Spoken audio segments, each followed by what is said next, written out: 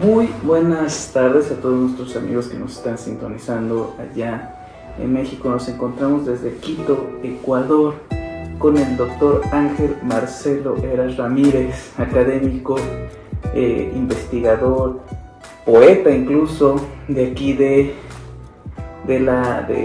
Slojano, de aquí de Ecuador.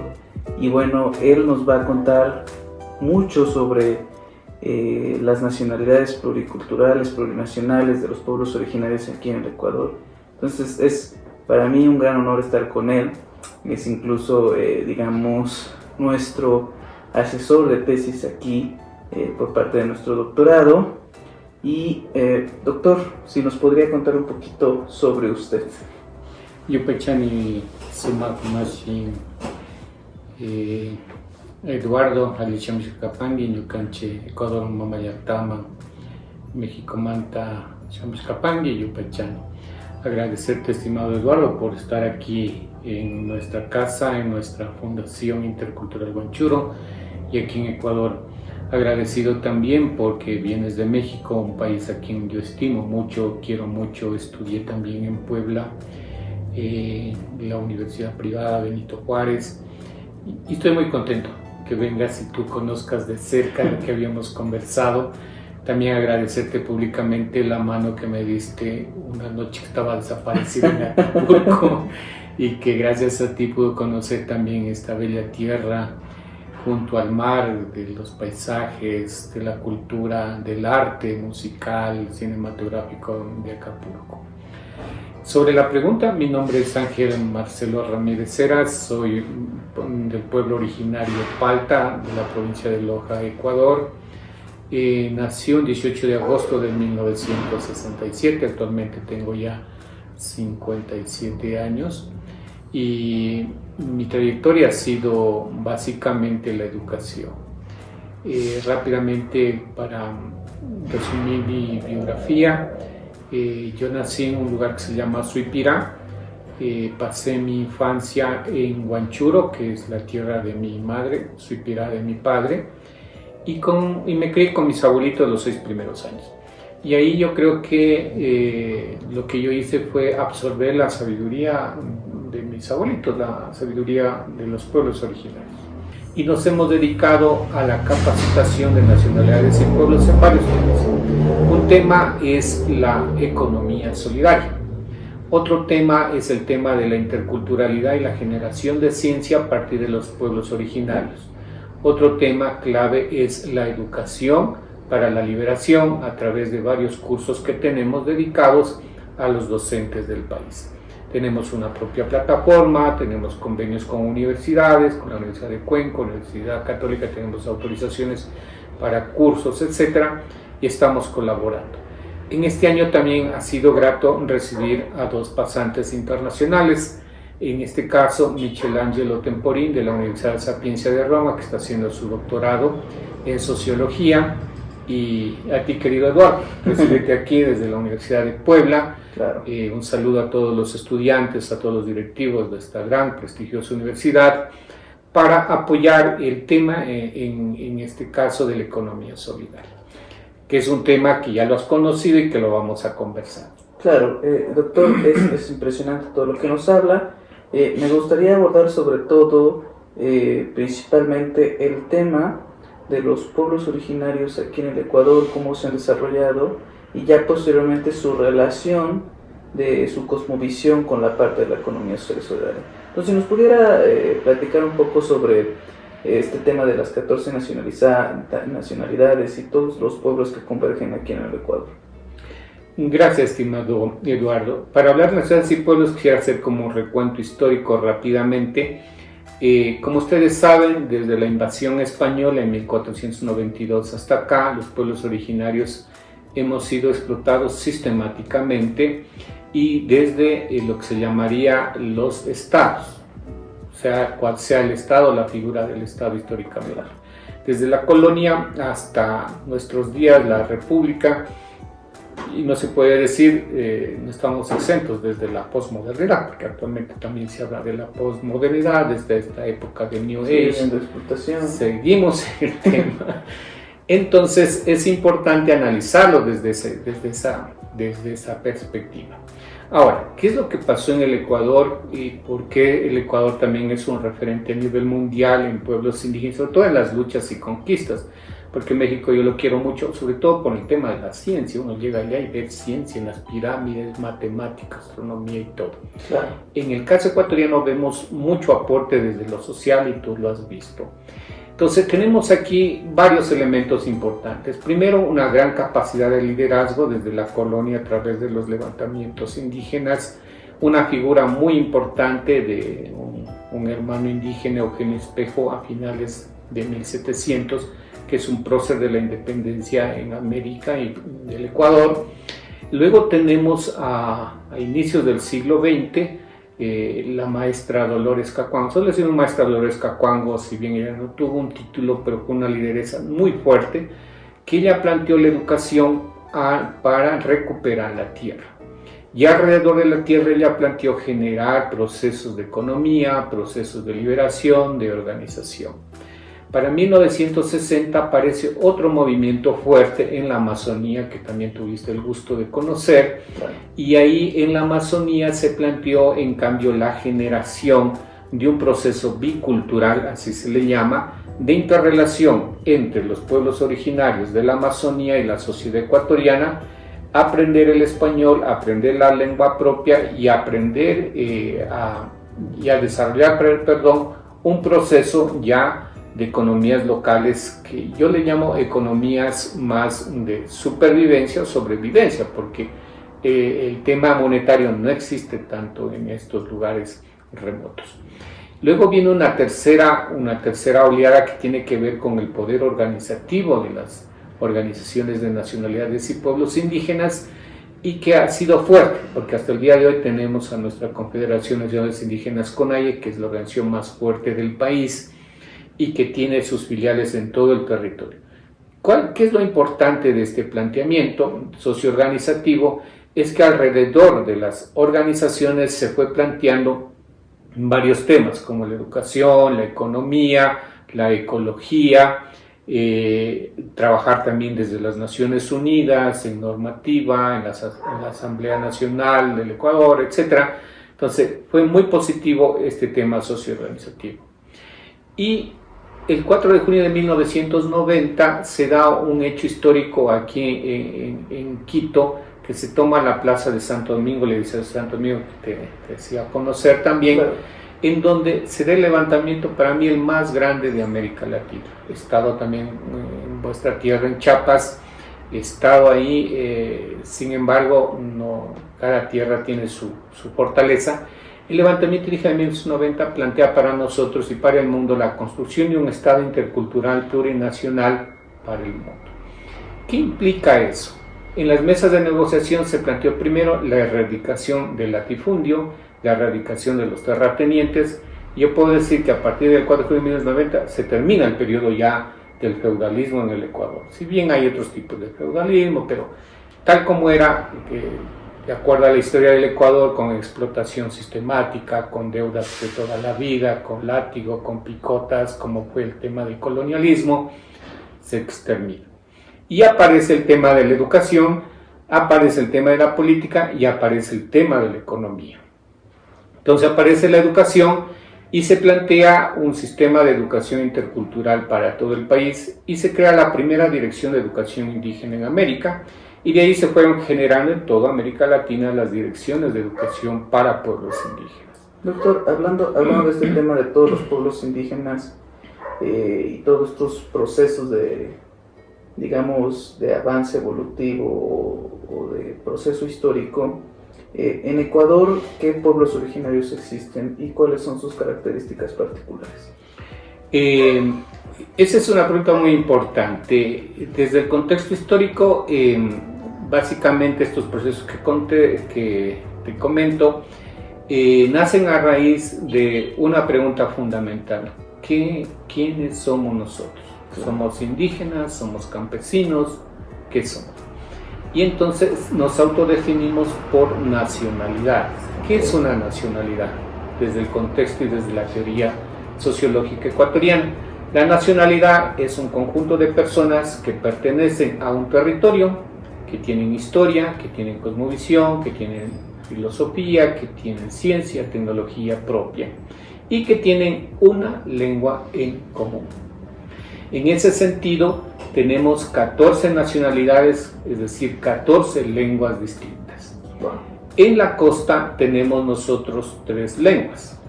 La primera lengua tenemos lo que se llama la lengua el Ahuapit, que está en la provincia de Esmeraldas. Luego tenemos la lengua Chapalá, que está en la misma provincia de Esmeraldas. Y tenemos la lengua Siapega en la provincia de Esmeraldas. Y me olvidaba también de una cuarta lengua en la costa, que es el Tzafic, que está en la provincia de Santo Domingo de los Áchilas. ¿Cuál es el elemento común de las tres? Las 3 lenguas pertenecen a la lengua chibcha o macro chibcha, pero cada uno es una lengua distinta, es un código lingüístico distinto. Es como si hablamos las lenguas romances de Europa, venimos del latín o vienen del latín, está el portugués, francés, italiano, español, catalán, son de la misma mamá, pero son distintas. Lo mismo pasa en estas 4 escuelas, 4 lenguas. En el caso de la zona andina está la lengua quichua. La lengua quichua también es importante analizarla.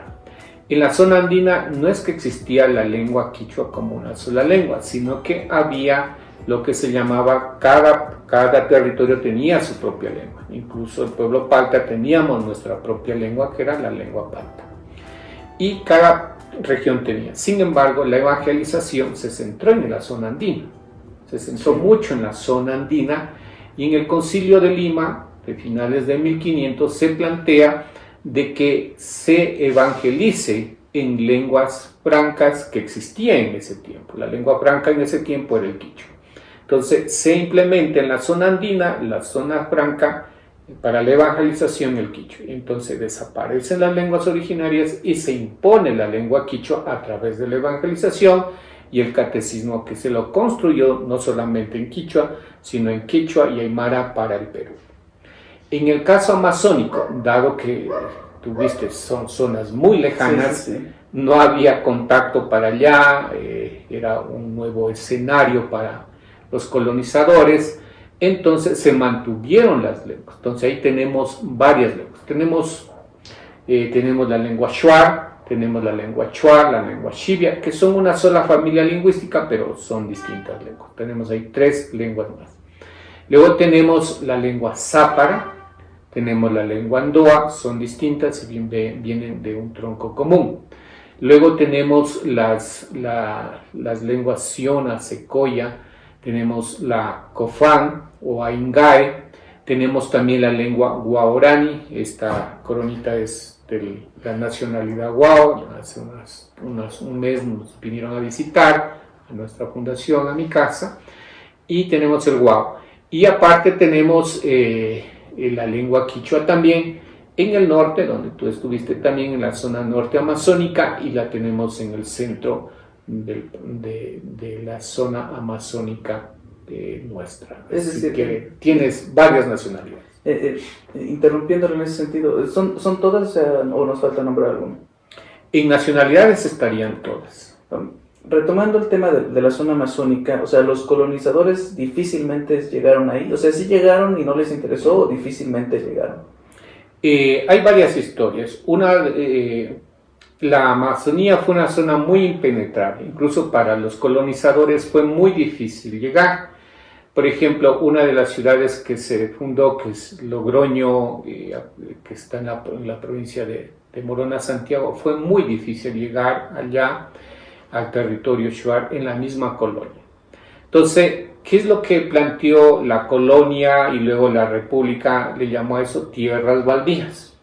Tierras baldías, que querían decir, esas tierras no tienen dueños, tan lejanas, la gente que ahí vive, incluso el planteamiento que decían en castellano, ahí viven las tribus, viven los salvajes. Claro. Rousseau lo llamó los salvajes, o sea, ridículo es, pero bueno, eso hemos de hablar en otro tema desde la filosofía, que no estamos de acuerdo con este término. Tribus, que viene mismo del latín, del tribuno, etcétera, fueron muy ofensivos. Luego hablaron también del tema darwinista, raza, están las razas, pero ellos no son ecuatorianos, decían, ¿cómo que no son ecuatorianos? Entonces ahí se planteó, en la década de los 60, los pueblos originarios plantearon, somos ecuatorianos, somos pueblos originarios y somos ecuatorianos. E incluso los pueblos originarios no somos indígenas, somos pueblos originarios. Entonces también decir como Pax decimos no somos indígenas, somos de la India. Sí, sí, sí. Nosotros somos pueblos originarios y así se tratan las lenguas. Entonces fue muy difícil que la colonia avance. Pero nos ganaron por el otro lado, que es la evangelización. Los misioneros entraron, aprendieron nuestras lenguas y poco a poco fueron ya, bueno, ahora no está poblado. Sí. Sin embargo, ahí vale comentar que fue un proceso muy difícil.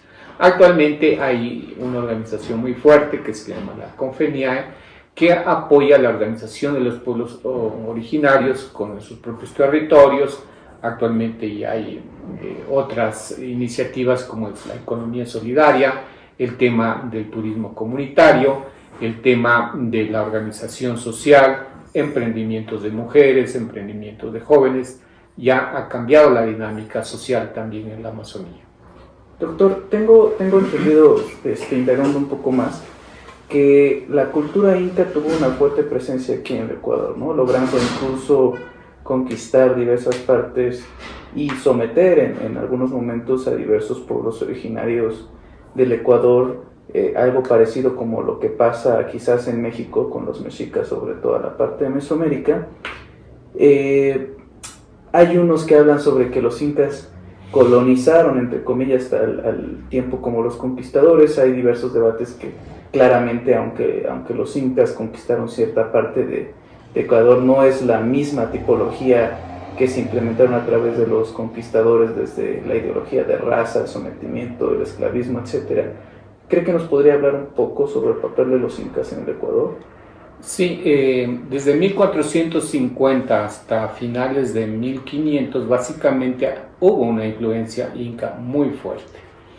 El incario fue otra forma de explotación básicamente porque fue una imposición de otra forma de existir, otra forma de administrar y otra forma de poder sobre los pueblos originarios.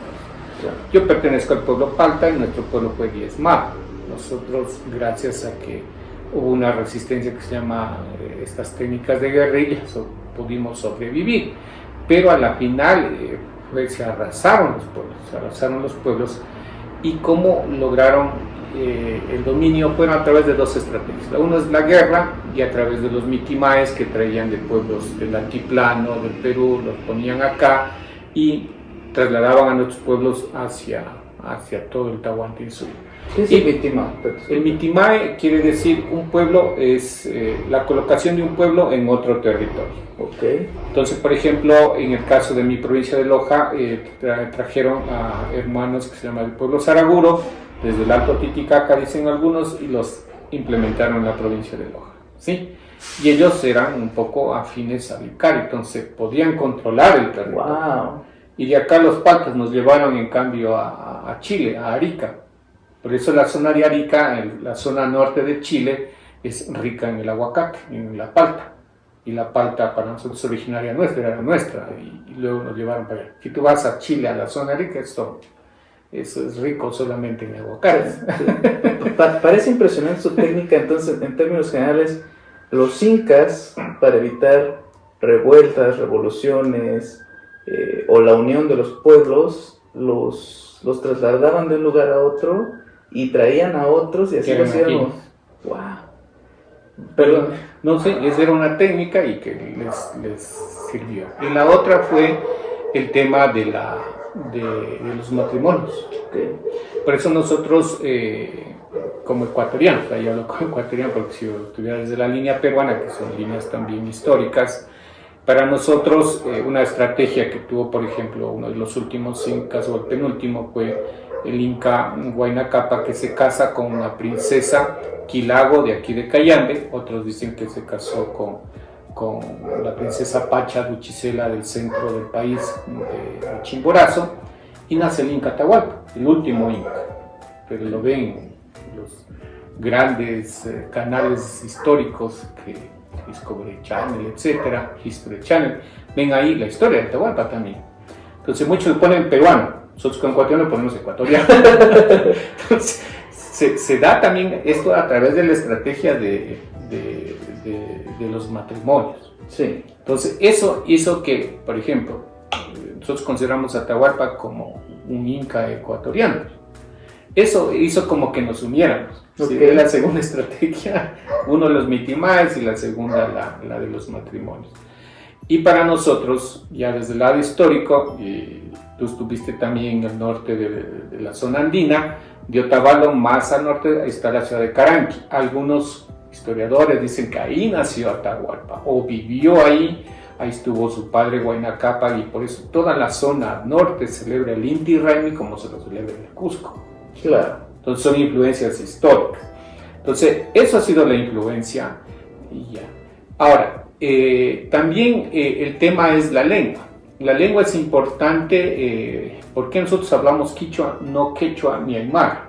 Sí. Se considera que el Inca Huayna Cápac, que nació en el Ecuador, el Inca Huayna Cápac nació en la ciudad de Cuenca, que también te invitamos que conozcas, ¿sí? En la ciudad de Cuenca. Y en la ciudad de Cuenca lo que nace el Inca Huayna Cápac, y la madre del Inca Huayna Cápac, ella pertenecía a un territorio de los chinchas. ¿Quiénes eran los chinchas en el Perú? Los chinchas en el Perú eran los grandes comerciantes, ¿sí? ¿Qué hace Tupac Yupanqui? Se casa con esta ñusta, con esta colla, y él conquista, lo que se dice, o invade nuestros territorios, llega a Cuenca, y ahí nace el Inca Huayna Cápac. Claro. Nace el Inca Huayna Cápac, y el Inca Huayna Cápac aprendió no el quechua, ni el puquina, ni el aymara que hablaba su padre, sino que aprendió de su mamá el quichua. Porque el quichua no es del Ecuador, el quichua es de la zona de Chinchay del Perú.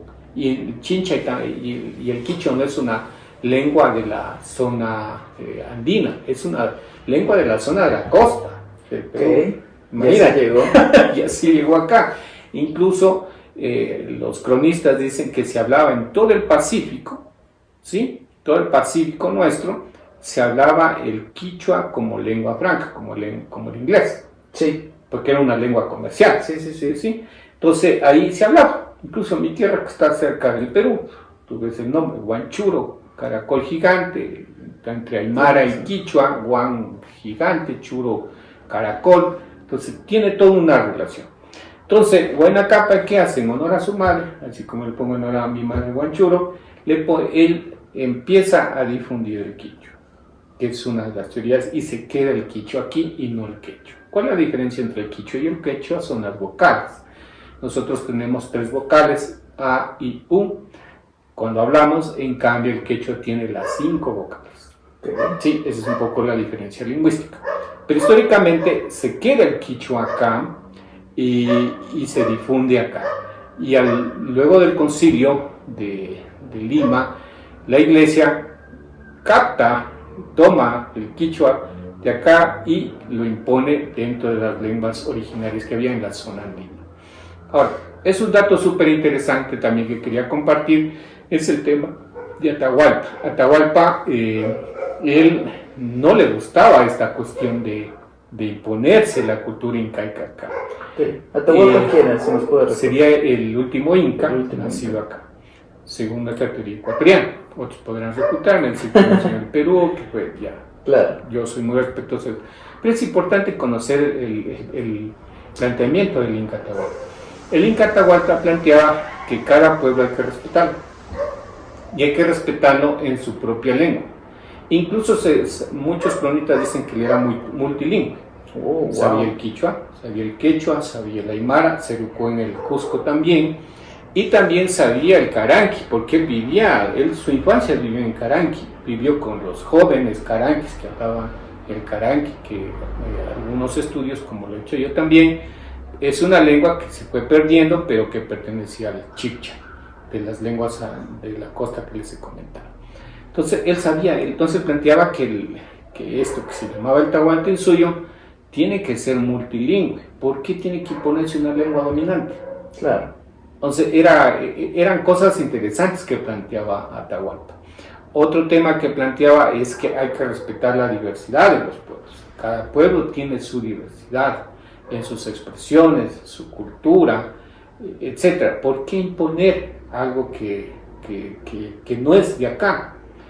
Eso fue una discusión, no por eso dentro de la historia esta guerra entre Atahualpa y Huáscar no solamente fue una guerra de territorio, sino también fue un tema ideológico. ¿Quién era Huáscar fue el hermano de Atahualpa. Okay. ¿Sí lo quería derrocar, quizás? Sí, cuando muere Huayna Cápac, se divide en Tahuantinsuyo, el norte para Atahualpa y el sur para Huáscar. ¿Y qué era el territorio inca? El territorio inca. Y ellos entraron en conflicto. Porque uno tenía una visión colonizadora, conquistadora. Claro, y el otro tenía una visión de apoyo a la diversidad. Wow. Entran en guerra y gana Atahualpa la guerra. Okay. Él parte desde acá, parte desde los territorios caranquis, junta a sus soldados, los crónicos dicen que juntó como 80,000 soldados aquí en Chillogallo, que queda aquí ahora, a 10 minutos por el metro que tienes aquí, y de ahí ellos van hasta el Cusco e izan la bandera, porque la bandera de los incas básicamente era el arcoíris, que eso se ve.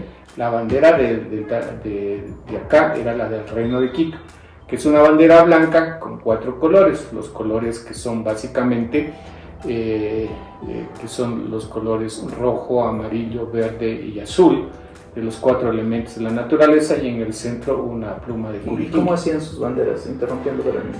Bueno, nosotros llamamos pendones o pendoneros, en quichua se llama unancha. Entonces esos símbolos eran hechos de la lana de las alpacas, de los colores propios de acá, y esa bandera es la que, según muchos cronistas, por ejemplo hay un historiador, los esposos costales, ellos narran que la bandera de acá del Reino de Quito, la de Atahualpa, flameó en allá. Entonces eso es una cuestión, yo la digo ahora. Retomando, Atahualpa vence a su hermano, ¿y qué sucede? ¿Qué sucede después? Quiera que no, el imperio queda dividido. Claro. Y hay los que se llaman los huascaristas y los atahualpistas. ¿Sí? Entonces estaban los de Atahualpa y Huáscar. Entonces Atahualpa considera que ya era su reino y podía no debía haberse confiado, según yo, ¿no? Es la historia judía de Atahualpa. Claro. Entonces sucede que cuando llegan los españoles llegan a Cajamarca, en el Perú, ¿quiénes se unen con los españoles? Los vencidos. Los vencidos, los huascaristas.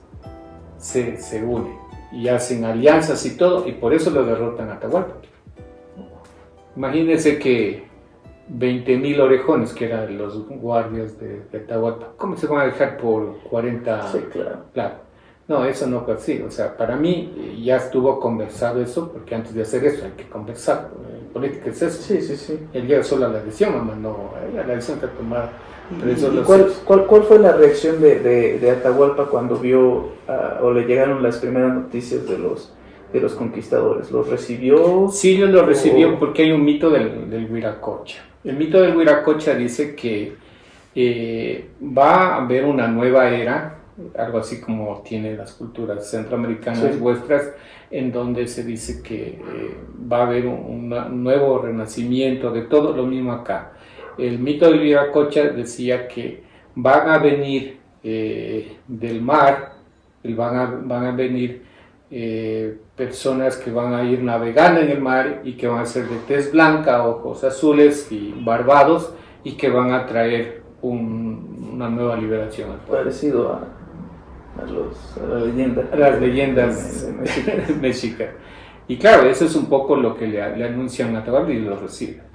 ¿Y cuándo empieza a haber conflicto? O sea, ¿cuándo es que Atahualpa dice que estos son enemigos? No, el primer encuentro ya fue fatal, porque el primer encuentro ya lo apresan en Cajamarca. ¿A Atahualpa? Sí, lo apresaron. O sea, desde la entrada, ya venían de conquistar a los mexicas, me imagino. Sí. Entonces ya lo apresan, y lo que él plantea es que para que lo liberen, él alza su mano, según dicen los historiadores, y había un cuarto grande, y dice: yo les lleno, hasta donde alcanza mi mano, todo de oro, y me libero. Entonces los españoles dicen: sí, no hay problema. Le llenan de oro eso y nunca le liberaron. Nunca. De traidores, como siempre. Le liberaron, no le liberaron y ahí viene la leyenda. Se dice que al Inca Atahualpa los herederos, porque aquí estaba uno de los hijos de lo que se llama Quito, conociste ya el centro histórico, la iglesia de San Francisco estaban los Orejones, el Placer estaban donde actualmente es el Museo del Yacu, se considera que eran los palacios reales de Atahualpa. Lo mismo acá hay una zona también cerca del centro histórico que eran los palacios reales. Entonces, tuviste las iglesias que antiguamente eran las huacas o los templos al sol. Todo esto es una zona grande. Entonces, ¿cómo entiendes que al menos aquí en Quito pasó eso también? En Cajamarca pasa eso y lo que piden es que lo trasladen a Quito para darle sepultura. Entonces ahí hay leyendas. Hay varias leyendas que el tesoro de Atahualpa se lo trajo junto con él y se lo enterró en algún lugar del país. La teoría más cercana es que se lo enterró en los Llanganates. Los Llanganates es un territorio entre Cotopaxi, una montaña que no se puede ingresar, es muy fuerte el ingreso, incluso los mejores sandinistas no pueden ingresar aquí. Y se considera ahí que ahí está el tesoro de Atahualpa. Hay muchas versiones de eso.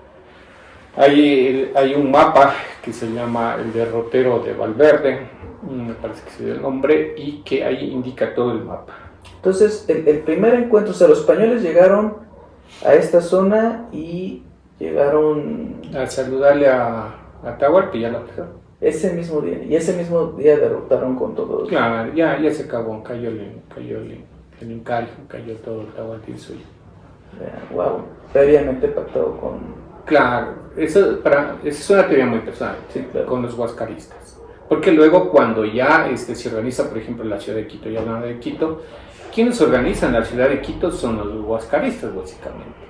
Sí, claro. A ellos les dieron el territorio de Zambisa para que vivan ahí los huascaristas.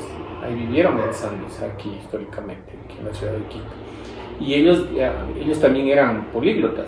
Claro. Entonces ellos les organizaron a la ciudad de Quito. No fue solamente Sebastián de Benalcázar, que sabía hacer la cuadrícula y todo lo que es el centro histórico. Tuviste desde el Panecillo, toda la ciudad así, cuadraditos. No, ellos enseñaron también a dividirlo en la cosmovisión quichua o quechua, digamos, cusqueña, entre el Hanan y el Uri. Por eso aquí, si tú ves los mapas de la ciudad de Quito, dicen Hanan y Uri. O sea, eso es o sea, tú no puedes dividir una ciudad española y me pongo no. Hubo una influencia huascarista para dividir también a la ciudad. ¿Y hubo batallas importantes o simplemente? Sí, hubo muchas batallas importantes. Ahí, si algunos quisieran también conocer nuestra historia, les invito a leer la historia del Reino de Quito, del padre Juan de Velasco, en donde se habla de muchas batallas. Y uno de los héroes más importantes es Rumiñahui, que era uno de los líderes del ejército de Atahualpa, quien hizo la resistencia a los españoles. Finalmente él fue apresado y también algunos dicen que falleció, lo asesinaron aquí en la Plaza Grande, de tú conociste también. Entonces sí hubo ciertos levantamientos y durante toda la colonia hubo muchos levantamientos, hasta llegar al levantamiento del 4 de junio de 1990, que fue el más grande. Y los que faltan, me imagino. Y los que faltan y los que vendrán, porque hace 2 años tuvo, el 2019 uno y en el 2022 hubo el otro también levantamiento, pues, son gigantes aquí en Ecuador al menos. No somos un territorio grande, toda la gente se moviliza en todo el país. ¿A qué, digamos, dentro de su amplio conocimiento, a qué le debe que los incas se hicieron tan poderosos y pues lograron someter, digamos, a pueblos originarios del Ecuador que quizás también tenían sus características de combate especiales, ¿no? Bueno, hay varias ideas, pero yo particularmente yo creo que una de las cuestiones súper que utilizar una estrategia es el uso de la ciencia. Muchos no hablan de este tema de la ciencia. Mire, por ejemplo, la simbología.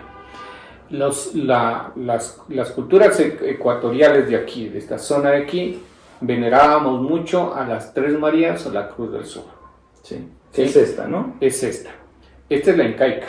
Okay. No la ecuatoriana. Okay. La ecuatoriana nosotros llamábamos apachita. Apachita. Entonces, ellos utilizaron la misma simbología, entonces te voy a decir que es la misma, no es la misma en sí, no es de la dominación, lo que es la liberación, podemos decir.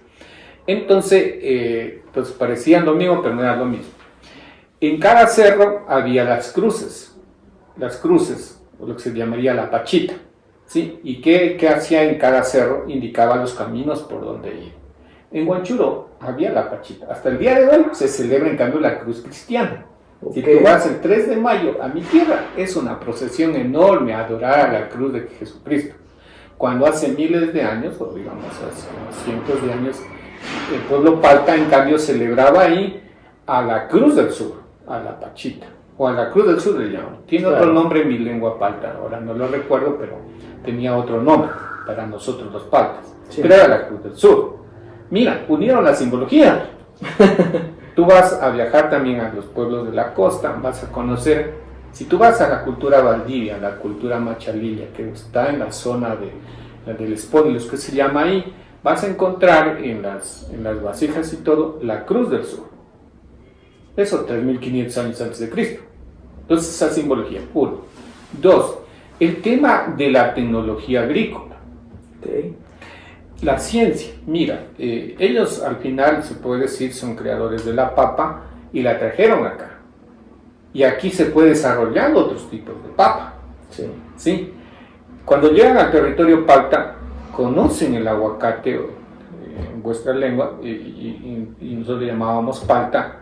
Y ellos cogen y dicen, no, este fruto hay que extenderlo por todo el territorio y lo extienden. Okay. Eran muy inteligentes en la parte científica. En la parte también de arquitectura. En la parte de arquitectura, por ejemplo, si tú vas a Cuenca, vas a encontrar que la arquitectura tanto de incaica, era en forma de jaguar.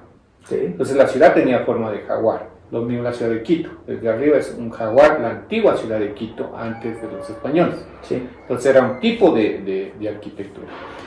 Y ahí utilizaron lo que se llamaría, tuviste también en el centro histórico, los dos tipos de piedra. La piedra redonda de las culturas antiguas, o sea, si bien fue una devastación, pero mantuvieron ciertas cosas que sí, claro. Bueno, eso es mío también, o sea. Y sobre eso está ves tú también las piedras cuadrículas. Sí. Entonces, fue muy inteligente en esto. También el tema de los acueductos. Por ejemplo, aquí traían el agua del Atacazo, es un nevado de allá, venían y utilizaron la misma tecnología. Wow. Ellos le dieron otro sentido. Y vino hasta acá, hasta la ciudad de Quito. ¿Y militarmente?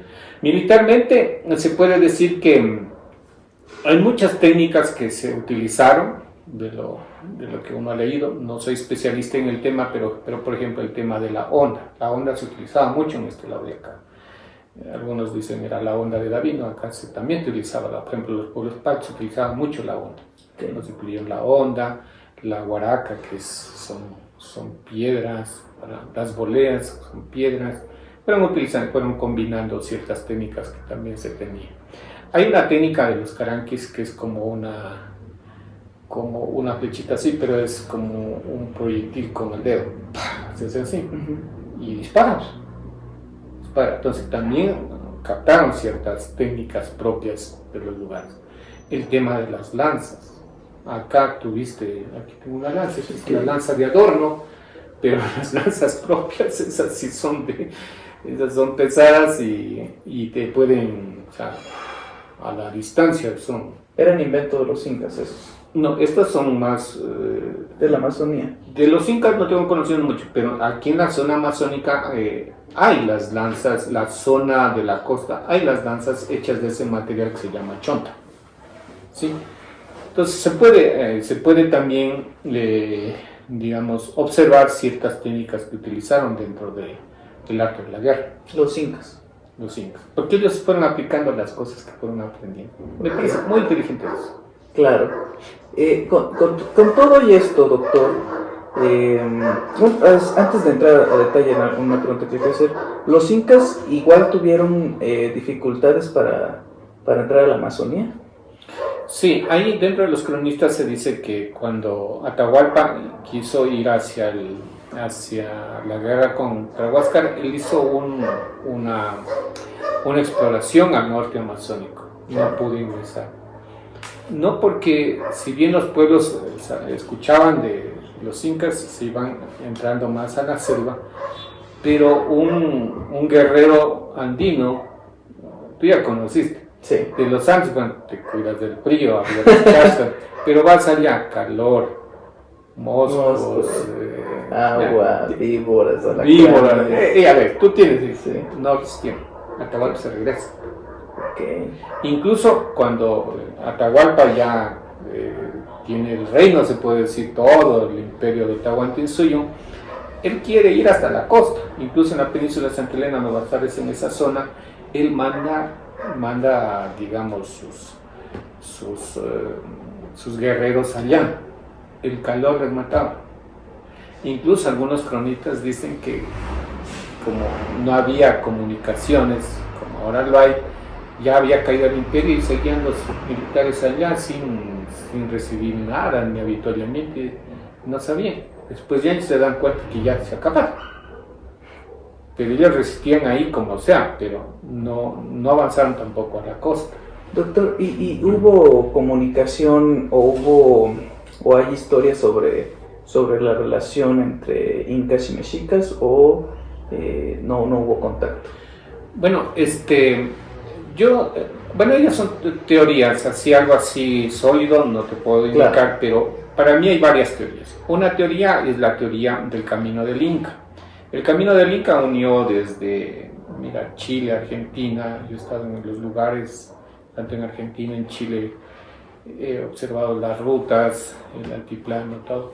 Hasta he estado acá en Ipiales, va a estar tú por allá Sí. también, Ipiales, lo que es Nariño, y toda esa zona era el camino. Desde Nariño hasta Caracas, que es Venezuela, esta ruta de aquí se llamaba el Ingañán o el Capañán. La otra ruta se llamaba la ruta del Colibrí. Wow. Otra ruta. Entonces, para mí sí hubo contactos. Ahora, dentro de la geografía de lo que se vivía desde ya del Pacífico, hay varios puntos súper interesantes que hay que estudiarlos yo diría desde la navegación.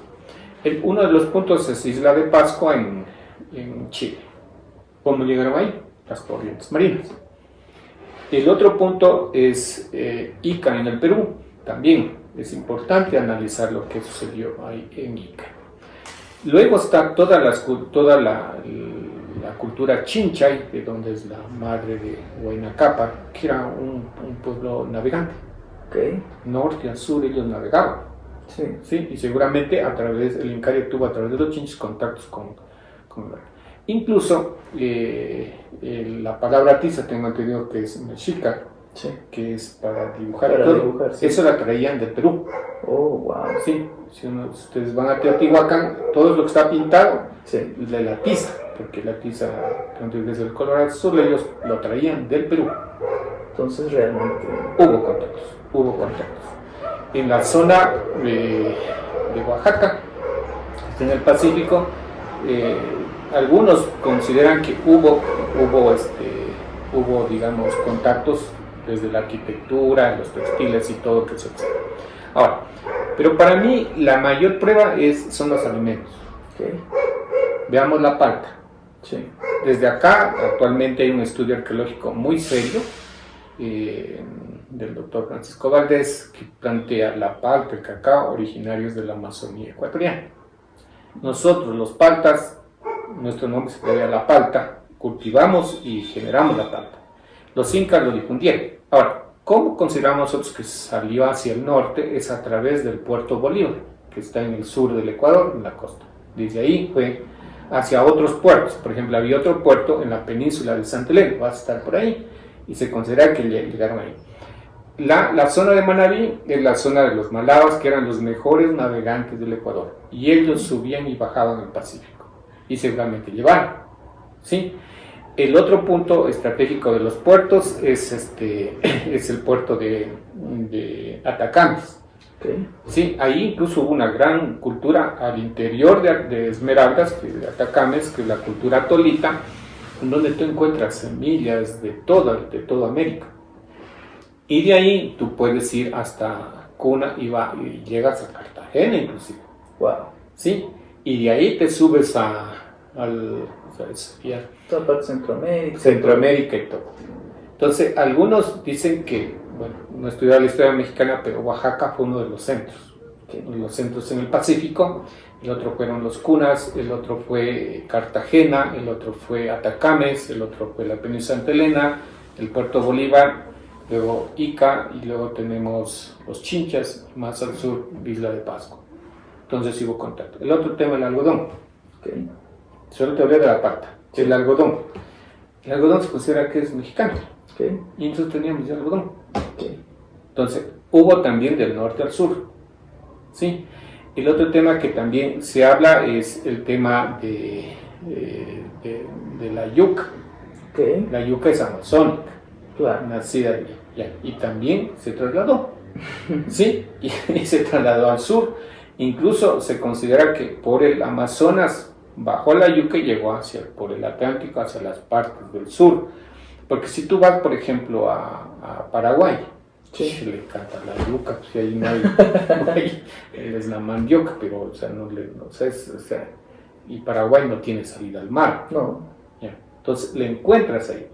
Entonces para mí una de las, porque para el tema de la historia no solamente hay que ir a la parte de las digamos de las crónicas. Claro. Hay que tener otras, por ejemplo, la genética de las plantas. Actualmente la ciencia genética ha avanzado, con un montón de estudios, etcétera, pueden determinar en dónde hay la mayor calidad originaria de la planta y ahí es el origen. Pero si vemos a lo largo del Pacífico y del Atlántico, los alimentos se combinaron. Sí.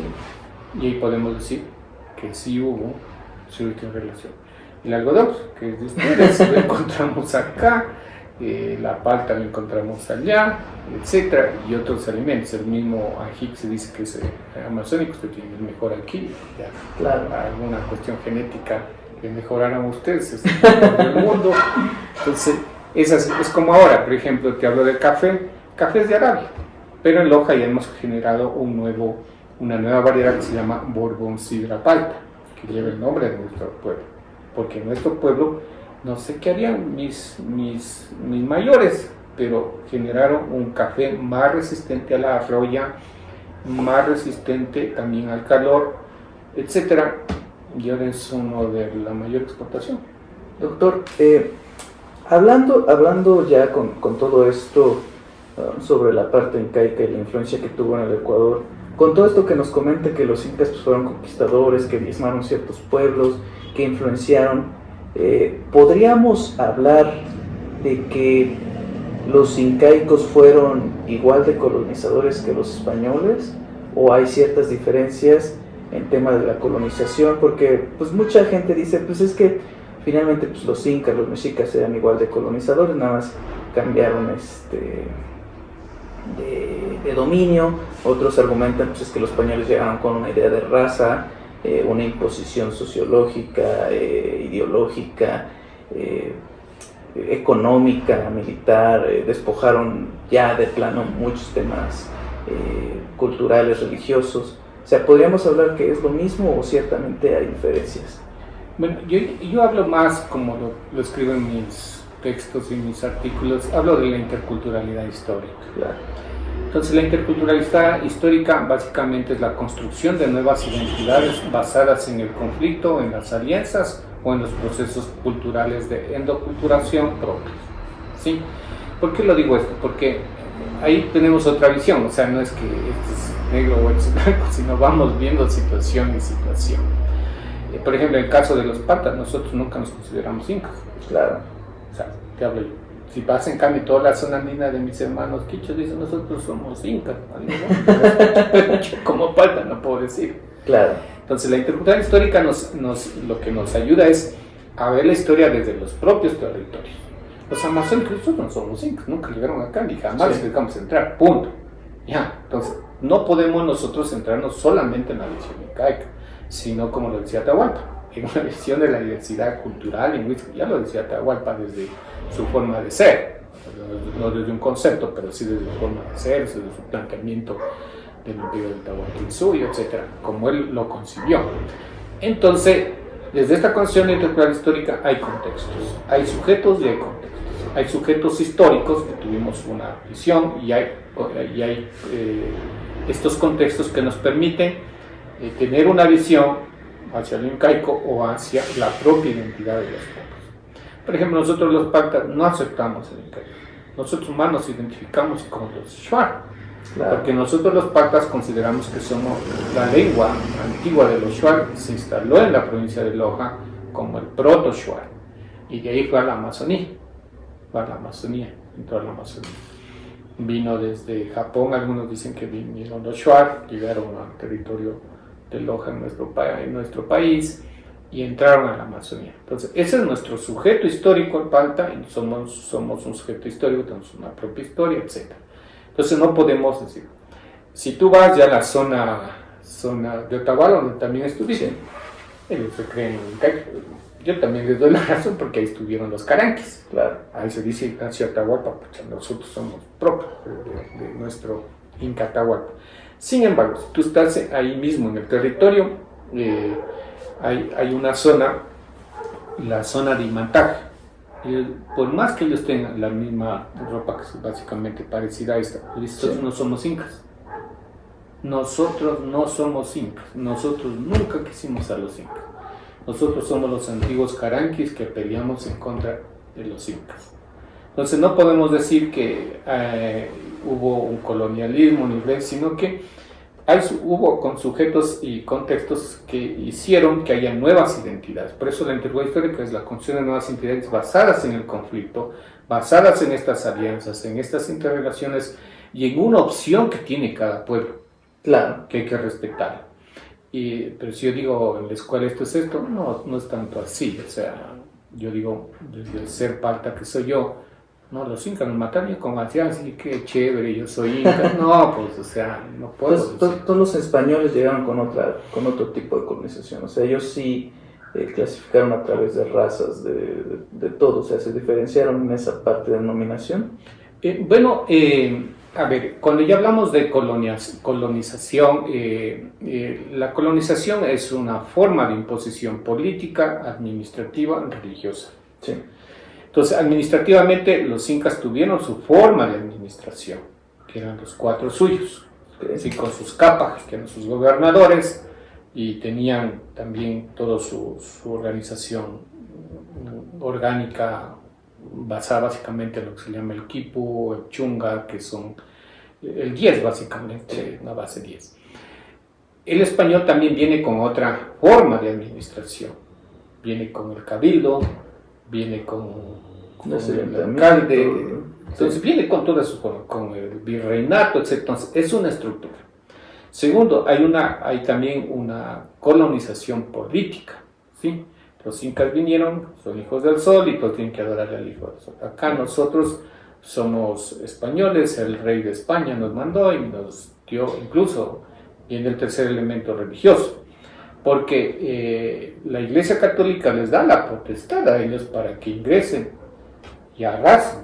Sí, hay las bulas papales de esos años en donde les dicen, a ver, para los portugueses esto, para los españoles esto. Claro. O sea, dicen así los mandamientos, todas esas cosas. Y tercero, lo religioso. O sea, detrás de un colonialismo hay una imposición religiosa. Vino el tema del incayo y el culto al sol. Sí. Mira, tú fuiste a la Amazonía y hay diversidad. Hay el culto al agua, el culto a la boa, el culto al jaguar. Entonces, a los delfines, etc. ¿Viste? Sí. Entonces fue otra cosa súper interesante. Y también tenemos en cambio el culto a la religión cristiana basada en la cultura judía, que eso también es importante recalcar. ¿Qué tiene la cultura cristiana o la religión cristiana? Tiene elementos judíos. Por ejemplo, los elementos judíos.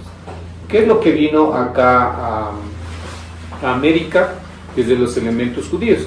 Por ejemplo, vino, hablemos ya dentro de la fauna. Vinieron las vaquitas, vinieron los borregos, vinieron los chivos. ¿sí? Vinieron los perritos también. Sí. ¿Sí? Entonces, eso traen desde la cultura judía. ¿Sí? El chancho que no era querido dentro de la cultura judía, en cambio, los españoles lograron traerlo acá. ¿Por qué? Porque el chanchito negro es propio de la península ibérica. Sí. Entonces lo traen. Entonces, mire, es una influencia también. ¿Sí? Entonces, ¿qué hacen acá? Todos los animales que están acá, como es el camello, el cuy, etcétera, tienen que desaparecer. Entonces imponen. Entonces la imposición religiosa no solamente viene con elementos religiosos, Sí, sino viene con elementos culturales. Vienen los elementos romanos, también vienen los elementos romanos. ¿Qué vienen de los elementos romanos acá? Viene la lengua, del latín. Entonces está el portugués, está el español. Entonces viene el elemento romano y viene el latín. Yo recuerdo aún que mi abuelito hablaba latín. Hablaba latín, rezaba en latín. Entonces mira la influencia romana, ¿sí? Entonces viene detrás de un colonialismo, viene también una imposición religiosa. Claro. Y eso es en todo el mundo. Entonces en las guerras que harán, a veces termina la guerra y viene la religión detrás. Siempre, casi siempre. ¿Sí? Entonces, yo no tengo nada en contra de las religiones, además yo estoy en una universidad católica, pero me ha permitido hacer este análisis del colonialismo desde estas visiones. Claro, porque hablamos de la religión quizás de antes, ¿no? De cómo llegaba la imposición, digamos, ya ahorita hablamos de otros contextos. Ahora es más la opción. Sí, La opción. Que no estamos en contra, que claro, cada quien es libre, ¿no? Sino las formas en que llegó y toda la parte histórica. Doctor, para hablar un poco de todo este tema, lo hablo porque mucha gente desconoce quizás muchos términos, ¿no? Sobre todo se habla de colonización y les dicen es que hubo una colonización en México, una colonización en Ecuador, una colonización en Perú, y dicen, pero es que México no fue colonia, Ecuador no fue colonia. O sea, nada más para aclarar que cuando nos referimos a colonización no nos referimos a que precisamente hubo una colonización porque hubo una colonia que se formó, ¿no? Sino a todo el tema que nos acaba de explicar.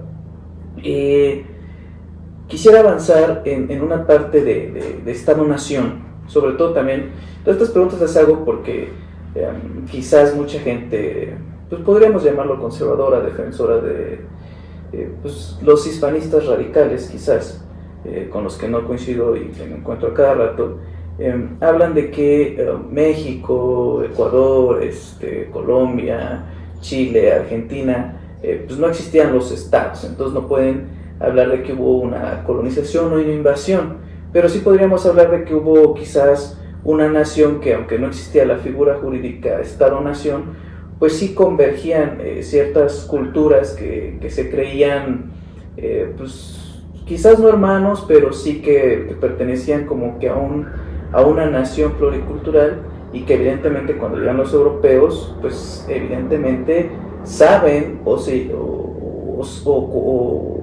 al menos entienden que quizás no son parte de su misma nación. Entonces no sé si nos podría hablar un poco sobre este debate o cómo lo explicaría usted.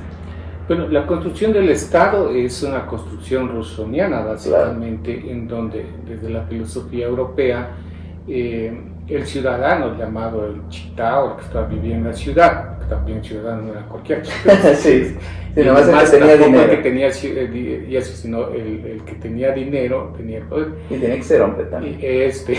Todas esas cuestiones plantean ellos que el Estado es una conformación de un territorio, de una lengua, etcétera, y que luego lo ve plasmado básicamente en el Imperio Napoleónico. Sí. Porque Napoleón básicamente es lo que construye, lo que se diría la Segunda Unión Europea. La primera es la bizantina, que dicen los historiadores, pero en esta parte ya de Napoleón es súper interesante, porque él dice qué es el Estado, la nación, porque la nación, ¿qué se definía antes como nación? Que eso también es importante. Sí. Nación era un grupo de personas que estudiaban en un lugar determinado.